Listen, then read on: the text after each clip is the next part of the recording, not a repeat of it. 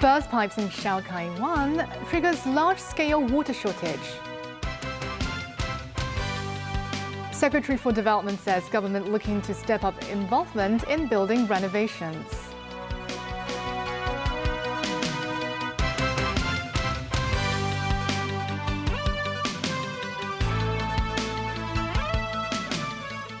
Good evening. Welcome to TVB News. A water pipe burst near Shau Wan Road's tram line, resulting in a large-scale water supply cut throughout Shau Wan and Sai Wan Ho on Hong Kong Island. Several buildings continued to experience disruption in drinking water that lasted for more than 12 hours, affecting more than 10,000 households. Water supply is expected to resume at 6 a.m. tomorrow. This as Timothy Lee was on site when Water Supplies Department vehicles were arranged to provide the local community with temporary water relief. Residents in Shau Wan woke up at around 6 a.m. to the combined horrors of blistering weather conditions and the large-scale disruption of water supply in the area. On Kamwa Street, Water Supplies Department vehicles were arranged to provide temporary water relief to the affected community. Care teams were also deployed on site to assist residents in need. Nearby restaurants were forced to close, with the main task of their staff today being to fetch drinking water.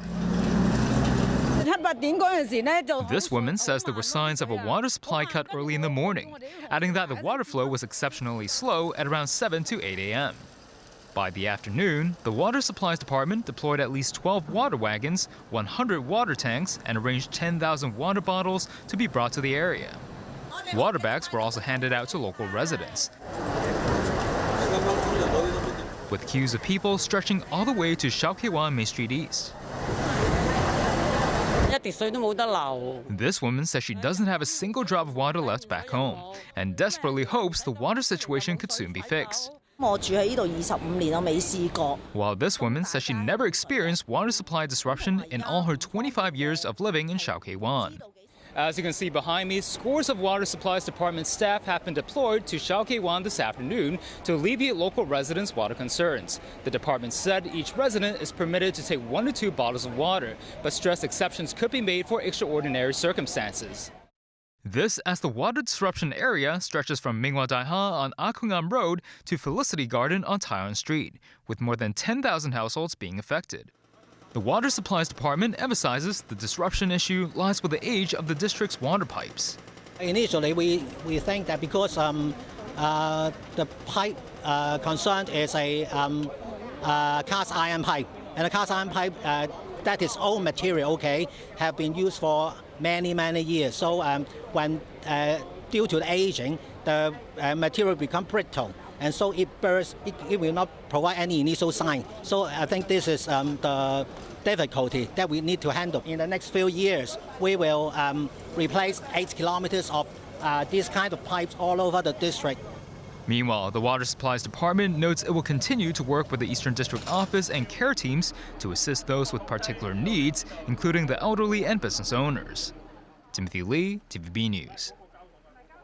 The government is reforming the tendering procedure for building maintenance and is looking to step up supervision and take on a role in the assessment stage. This, according to Secretary for Development Bernadette Lin, who shared her thoughts on the TVB program. She says the smart tender procedure is being revamped and may consider renaming it to better reflect what would be a broadened scope of the government's role. Alina Wang has more. The Wang Fuk Court fire has exposed multiple problems regarding building renovations. To address issues in the current system, the government is reforming smart tender, the tendering procedure for building maintenance, but has twice postponed the announcement of details. Speaking on a TVB program, Secretary for Development Bernadette Lin says time is needed to put together a list of criteria for engineering consultants and contractors to fulfill in order for them to be put on a pre-approved list from which owners can make their selections. She says the criteria will put more weight on past violations related to safety and integrity, while labor disputes, for example, may not be a key consideration. Under this new smart tender process, Lin says the Urban Renewal Authority is considering taking on the role of reviewing building inspection reports in addition to evaluating tenders, to ensure the scope of renovations in such tenders accurately reflects the work required. Lin says as the government widens its scope not only to better monitor renovations, but to clamp down with penalties that will deter offenders, the smart tender process may well need to be renamed to reflect these changes. She furthers the building department is planning to participate in every project. As for the independent checking unit involved in the Wang Fuk Court incident and division of responsibilities going forward, she says a decision will come down after the committee submits their report. She believes the revised scheme will launch in the fourth quarter, and the formulation is now in its final stages, and LegCo may be required to hold summer sessions to discuss details. Meanwhile, the government is currently reviewing tender submissions for the Hongshui Kill area under the Northern Metropolis, which would be developed into an integrated university town. Lin says accelerated land sales will not affect market absorption, since the government will coordinate internally to stagger launches and ensure market transparency. Alina Wang, TVB News. A special general meeting for Wang Fuk Court homeowners was held by the residence's appointed administrators, Hop On Management. The meeting was held across 4 venues, including Tai Po, Kai Tak, Tin Shui Wai and Kellett Bay. Eva Khan has more details.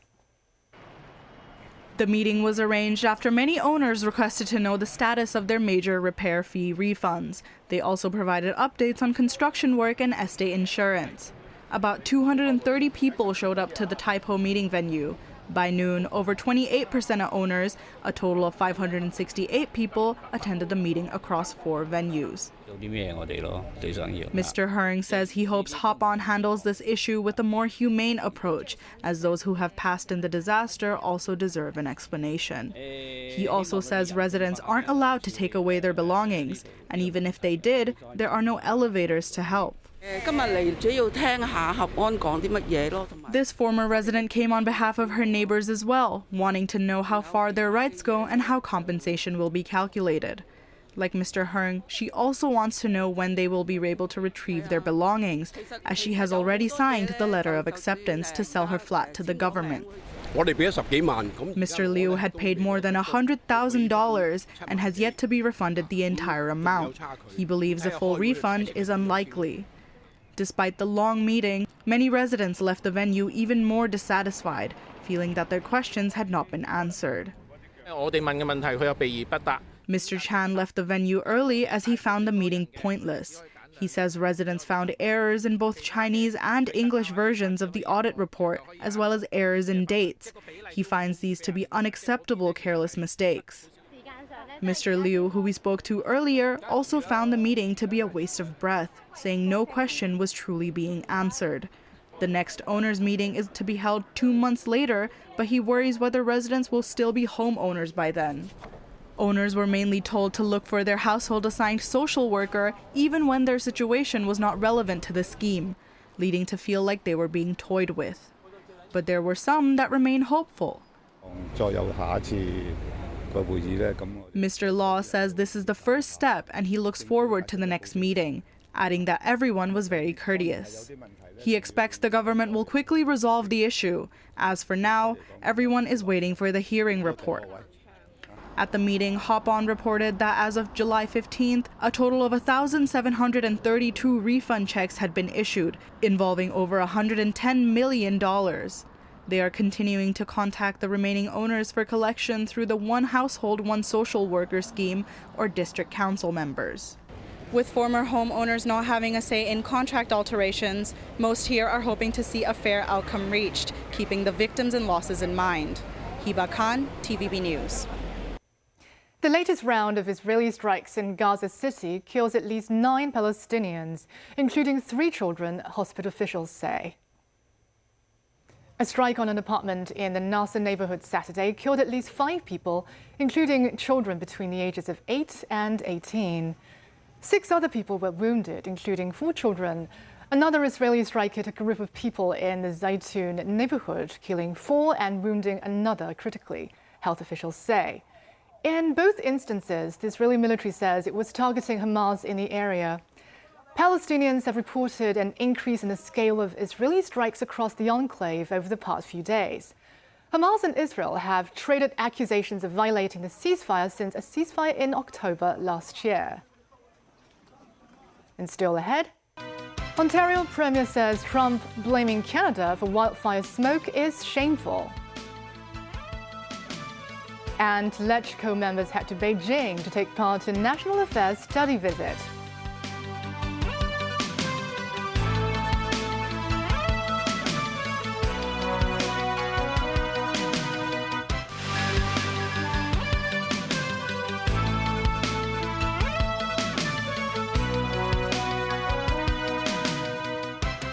Welcome back. Moscow has unleashed another round of ballistic missile attacks in Ukraine in the early hours of Sunday, in the wake of Ukraine's major drone strikes against Russian cities that killed at least 9 people. Meanwhile, thousands of people took to the streets in Kiev for the third day to decry the surprise dismissal of a Ukrainian defense minister. The overnight Russian air raid on the Ukrainian capital of Kiev that involved 41 missiles and 125 attack drones resulted in at least 1 fatality. Around 16 others were injured. Blasts echoed across the city from 1:30 a.m. local time, damaging residential buildings, office and industrial sites and a dormitory, according to Ukraine's state emergency. Russia's defense ministry claimed they started a range of military-related sites, including plants producing Flamingo drones and Neptune-guided missiles, as well as a postal terminal. Kiev firefighters raced to contain the flames sparked by the attacks in Solomyansky, Desnyansky and Dnipro districts. 4 residents were pulled from a burning private home in Svientoshinsky, while some others were rescued from a 3-story building on fire in the Shevchenkovsky district.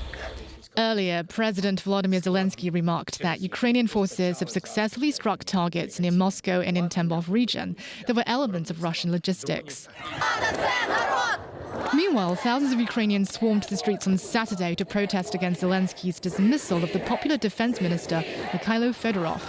Some were chanting, "A government is people," and "Fedorov is our hope," as they called for a more modern approach to warfare. Fedorov, the 35-year-old tech wizard who has been partly credited with Ukraine's war with Russia, was not reappointed in the recent government reshuffle. Zelensky said he had to step in since the rift between Fedorov and Commander-in-Chief Alexander Syrskyi, noting he had asked Yevhen Kamara, acting head of the State Security Service, to take over the defense minister's duty for now. Smoke from Canada's wildfires that engulfed the U.S. Northeast in haze is expected to clear from the New Jersey area in time for the World Cup final on Sunday. This as Ontario Premier Doug Ford said Saturday that his province has 191 active wildfires with 73 under control. Tracy Furness has more. At a press briefing in Thunder Bay, Canada Saturday, Premier of Ontario Doug Ford said 10 communities in the province had evacuated due to the forest fires. As of this morning, 10 communities have been evacuated to municipalities across the province, and 3 are still preparing or under warning or potential evacuation. To support evacuation efforts, we have opened provincially led reception centers, for example, right here in Thunder Bay. He went on to address US President Donald Trump's social media comments blaming Canada for its forest management and threatening tariffs. He reminded the US how they helped them during the LA fires. I find it a shame the administration in the US and Congress people writing these letters and blaming us and so on and so forth. They have a very short memory. We had the water bombers, everyone ready, going over to California. It was last year. We sent down hydro linemen down to the Carolinas and Georgia to help out. That's what neighbors do, right? You don't get on and start threatening and criticizing, because guess what? One day it's going to be your turn, and we're going to be down there without hesitation to support our neighbors, which we should be. Heavy pungent wildfire smoke darkened skies over the US Capitol Friday, with smoggy air over the Lincoln Memorial and the Washington Monument, and tourists walking by the south side of the White House under grey skies. But after days of soupy grey skies over New York City, skies are now clear as excitement mounts on the streets ahead of the World Cup final on Sunday between Argentina and Spain. Okay, it's the Big Apple, the best city, with this amazing game tomorrow. The final here, it has more special because New York is a city that has so much energy, happiness, and tomorrow will be amazing. Tracy Furness, TVB News. The Jinye Group, headquartered in Hebei province, demands Britain to fully compensate the company for all investment losses arising from its decision to nationalise British Steel. The move comes after the UK announced taking operational control of the loss-making British Steel on national security grounds that stripped the Chinese private steelmaker of ownership of the firm it acquired in 2020. Jinye says in a statement Sunday that the nationalisation has disregarded dedicated ongoing investment and significant contributions, spooked international investors and tarnished the credibility of the British government. According to the Chinese group, it has injected funds that created and supported tens of thousands of jobs locally over the past 5 years and returned British Steel to profitability through internal restructuring and operational improvements. It says it has initiated negotiation procedures reserving all rights, including to international arbitration. Authorities in Beijing say they would closely monitor the developments and pledge to take appropriate measures to safeguard legitimate rights and interests if warranted. Legislative Council members depart for Beijing to take part in the National Affairs study visit. President of the Legislative Council, Starry Lee, says the visit will be helpful for the development of the northern metropolis. Alina Wang reports. 89 Legislative Council members departed for Beijing this morning to attend the week-long National Affairs study visit, marking the first time since Hong Kong's reunification that all legislators have traveled for such a visit. The members will visit key institutions, such as the Hong Kong and Macau Work Office of the CPC Central Committee, and attend seminars to exchange views with experts. The topics will cover the country's guiding principles, the upcoming 5-year plan, international relations, national security, and legal system. They will also take part in field visits in areas including new quality productive forces, artificial intelligence, aerospace, and information technology applications. They are planning to learn about the CPC's current measures in governance, public service, and cultural conservation. Starry Lee, president of the Legislative Council, considers the visit of major significance. She says with a rich itinerary, it will be helpful for the development of the northern metropolis and in preparing Hong Kong's first 5-year plan. She also notes the Legislative Council is hoping to align with the nation's 15th 5-year plan to better serve the country's overall development, and this visit will lay a solid foundation for these efforts. Some legislators also believe this visit is a rare opportunity to strengthen their teamwork and enhance their ability to perform their duties. After arriving in Beijing, the legislators headed to the National Academy of Governance for a closed-loop study and will return to Hong Kong on Saturday. Alina Wang, TVB News. And that's the news. Thank you for watching.